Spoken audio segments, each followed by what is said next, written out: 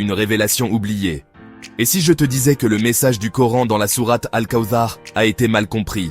Écoute bien, Dieu dit « Inna ataynaka al-Kawthar, fazalli li rabbika wanhar, inna shani'aka huwa al-abtar » Al-Kawthar, c'est le don abondant.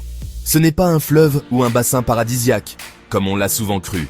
C'est une grâce immense.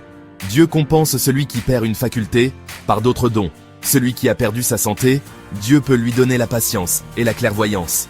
Celui qui a perdu la vue, Dieu peut lui offrir une vision intérieure profonde, une sagesse perçante et une voix qui porte la vérité aux gens. Dieu ne laisse jamais ses serviteurs dans le manque. Il compense, chacun selon ses besoins, selon ce qui lui est bon. Dieu ne te laisse jamais seul dans la perte.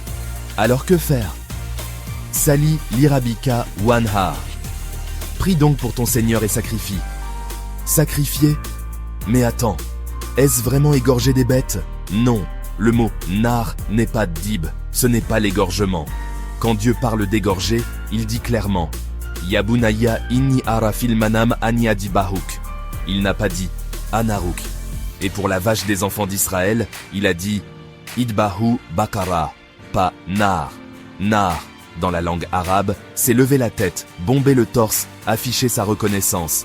C'est marcher parmi les gens avec gratitude, fier de ce que Dieu t'a donné, non pour te vanter, mais pour honorer la grâce divine.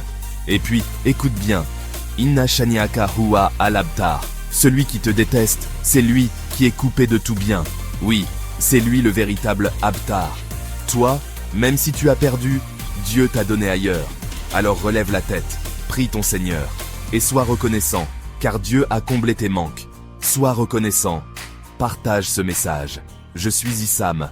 Sur ma chaîne YouTube, le Coran seul, Al-Coran Wakafa, je médite le Coran, autrement je propose une lecture du Coran totalement différente, loin des interprétations religieuses entachées d'associationnisme et des récits sataniques qui contredisent la révélation divine. Rejoignez-moi sur ma chaîne YouTube pour une compréhension rationnelle, logique et philosophique du livre de Dieu, le Coran.